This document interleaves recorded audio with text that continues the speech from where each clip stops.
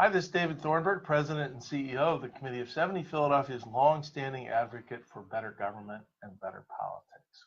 We have a primary election coming up on May 21st. A lot of candidates running for office, and the way we look at it, a political campaign is kind of like a job interview. So to help you, voters out there in Philadelphia, we're doing a series of job interviews with candidates for the office of City Commissioner. And I'm joined this morning by Jen Devor, who is one of those candidates. We're going to spend a few minutes with Jen talking about past, present, and future. So Jen, welcome. Great. It's a pleasure to be here today. Thank you so much for having me, David. Great. So the first question, which is a particularly challenging one for the Office of City Commissioner, because a lot of people don't really know what this office is. What is this office and why are you running for it? Well, I mean, I think you bring up a great point. And as we travel across the city, talking to voters and doing events, you're right. Many people don't even know what this office is, that it exists. And that's part of why I'm running for it, because this one is an office that I feel has great power and potential, and more people need to know how to make it accountable.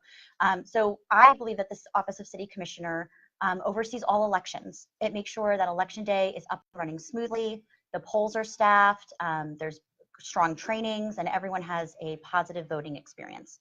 It's also responsible for protecting voter rights, making sure that every eligible Philadelphian knows that they can vote and does so without incident. And then really, I believe it's the office that's best positioned to increase voter turnout. That's important locally because we want to have strong competitive elections, but it's also connected to the state too. We as Philadelphians have an underutilized power, where if we increase voter turnout locally, then we can win state and national elections. And we have this entire infrastructure set up in the commissioner's office to do this. And I think it's ripe for change. So there's sort of two pieces. One is they could say making the trains run on time. Yeah. Twice a year there's an election. We've got to make sure you guarantee no long lines in a presidential race.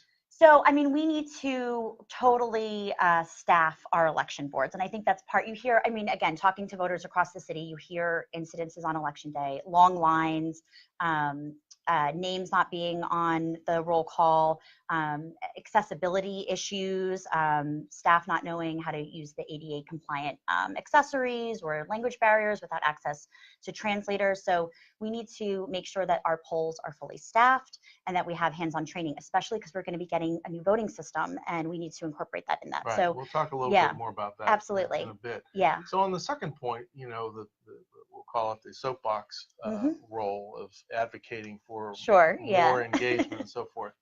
The fact that if more Philadelphians turn out, that increases the power of Philadelphia in the context of Pennsylvania is not lost on folks from the rest of the state. So what seems like a pretty innocent, why don't we all turn out and vote, all of a sudden becomes an important lever in the political power game. Yeah.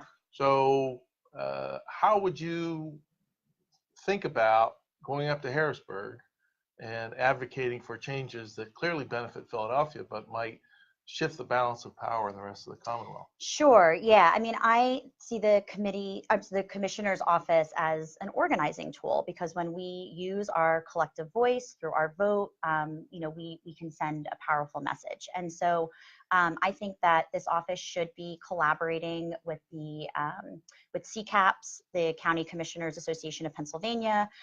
We should be advocating for state election code reform by using the data, the research, the testimony that this office has access to and the power to create. And then really, again, when we increase voter turnout, we show that we have more influence and more sway, that's going to affect state elections. If a candidate wants to win Pennsylvania, I think they should have to take Philadelphians' needs into concern. And we vote democratically here in Philadelphia, and we are a majority Democrat city, but we still don't have the numbers to have that influence. Yeah. So what's your top 2 or 3 lists in terms of election or voting reforms that you want to take with you on the turnpike to Harrisburg? Yeah, so I mean, I think that's a question that I can answer personally, and then there's a question that I can answer as commissioner. Personally, I'm very interested in open primaries. So more Philadelphians feel like they have a choice. I'm also interested in looking at lowering the voting age and making sure that we're having no excuse absentee ballots too. So I think these are all things that will increase voter turnout. But as commissioner, because it is an elected position, which we can talk about if it should be or not, my job is to be a representative. So I'm interested in holding public forums to make sure that people's interest in these state election code reforms are brought to the table, and then advocating for what the consensus Right. is. So still on this question of being an advocate for change, one of the challenges of the Office of City Commissioners is you could say it's a three-headed monster. Two from majority party, one from the minority party. Yeah. So before you march off to Harrisburg, don't you have to build some consensus among the two or three of you? And how do you do that? Yeah, absolutely. And I think we need to have more unity, fully staffed and fully present functioning office. And there's no surprise there that that's going to be a first step. My background is in relationship management. I've worked for the past 7 years at Campus Philly as director of partnerships. And so I know how to bring diverse perspectives to the table. This is bigger than all of us. This is not about a piece of real estate and me going in and doing my thing. So we need to have that collective voice together. And I think by having more public forums to do that and bringing more visibility to this office, it'll put good pressure on the three commissioners working together, because without visibility, you can't have accountability. Right. Well, since you opened the door there, let's just pose a hypothetical, which looks a lot like real life. Okay. Which is that you're elected city commissioner and it becomes apparent early in your term that one of your colleagues doesn't show up to work. Just plain old doesn't show up to work. Yeah. So as a colleague, as a fellow elected official, what do you do? Yeah. Well, we need to talk about this publicly. This should not be something that's discovered by the press one day.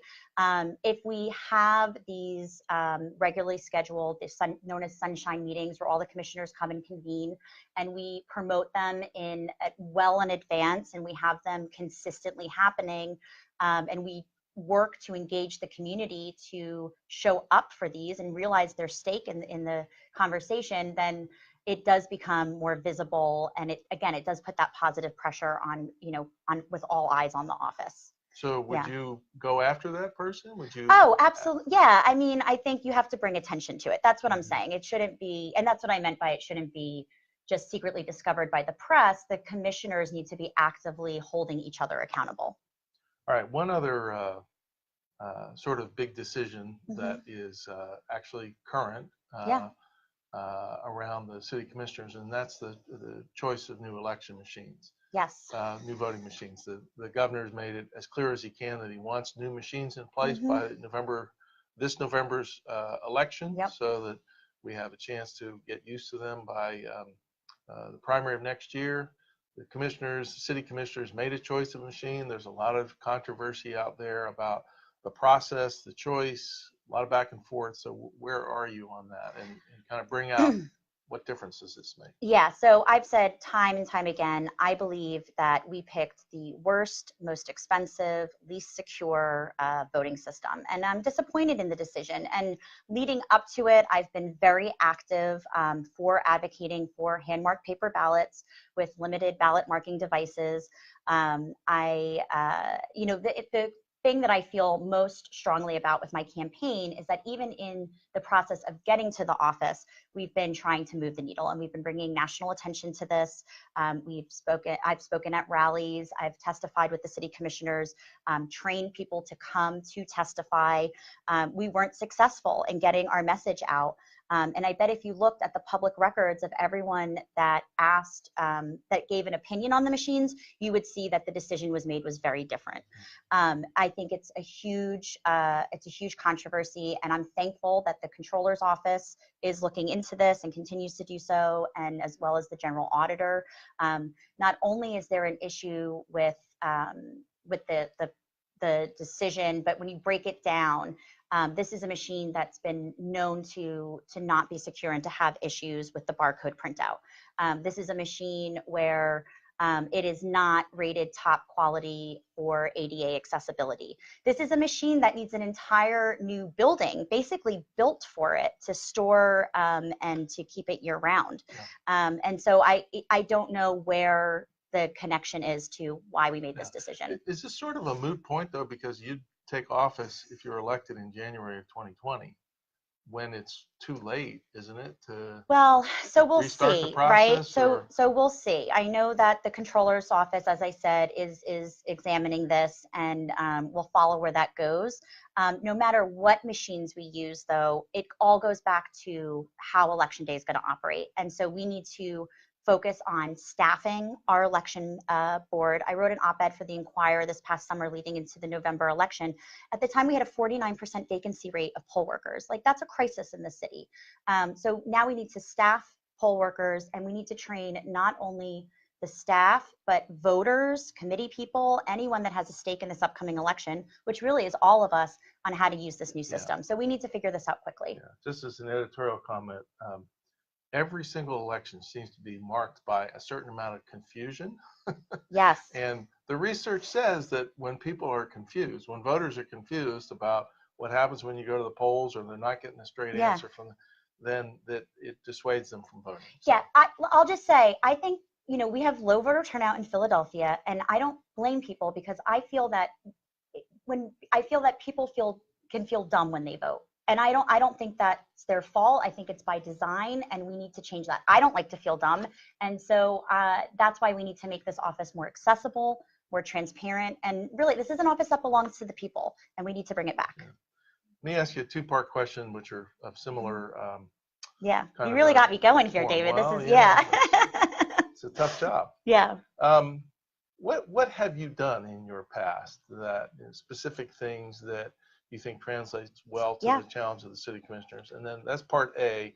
Part B is 4 years from now, if you're elected and you look back and you say, here are the 1, 2, 3 things that I was able to accomplish in my tenure. How do you look past and look backwards and look forward? Yeah, so I have a unique, rich background embedded in community organizing, community activism, but I've done all the jobs that interact with this office. I'm currently a committee person. I'm a block captain. In the past, I've worked my polls on election day. I'm a voting rights activist. I've written about this. I've spoken at different rallies and events and panels. So I know how elections run in Philadelphia, and I know where the gaps and challenges and opportunities are. I have a background in communications and community outreach, and how to make information accessible to people. I think this office should function as a public information agency where we're sharing strong and efficient information year round. I've also completed a fellowship with the Committee of 70 back in 2017. I was part of the inaugural Buckles class, where we created an app called We Vote, which if you don't have it, you can download it in the App Store, that gamifies voting and makes it part of a comfortable, nonpartisan conversation. I'm a UArts grad too, which I think is very unique, to have that background in design, because we can talk about putting information out all day, but if it's not appealing and if it's not drawing people in, then it's not going to be reconnecting them to the process. As for what I hope to accomplish in my tenure, I think it's raising visibility to this office, so people do know what it is and how to make it work for them. It's making sure that election day is running smoothly and that we are promoting opportunities to work the polls. I cannot stress this enough. That's one of my biggest priorities, is fully staffing our election boards. And then also being a bigger player in the state, as we talked about. I think it's a great opportunity to do so. So on the sort of performance side, we've noted that there are jurisdictions around the country, there are states that use a dashboard, a publicly available dashboard that answers the question, here's how we did on election day. And it could include wait times at the polls, it could the number of election board workers trained, so forth and so on. Is that something, and we're working to try to develop something like that. So would you support that kind of a dashboard? And put resources and time and energy into it? Absolutely. And I don't know about our viewers at home, but I subscribe to Governing Magazine. And so concepts of this dashboard and all different levels of municipality have been written about, and I've read about them. Absolutely. And it has to be in partnership with organizations like Committee of 70, with organizations that work with the many different diverse populations in Philadelphia. So we're all together at the table and bringing in all of our constituents together. So absolutely, I think it's a great idea, and I look forward to working with you on it. We'll end on this discussion of performance, but yeah. Jen, thanks for being with us. As I said, we do have a primary election coming up May 21st. Hope this was useful to you in figuring out who you're going to vote for Office of City Commissioners. If you want more, take a look at our world-class voter guide at 70.org. Jen mentioned it earlier. You can also download our We Vote app, which will put in the palm of your hands everything you need to be a super voter on primary day. So Jen, thanks again for joining us, and we'll see you at the polls. Thank you for having me, and I'll just plug, if you want to learn more about me and my campaign, you can go to jendevor.com. Thank you. Thanks so much, David. I appreciate it. Thanks.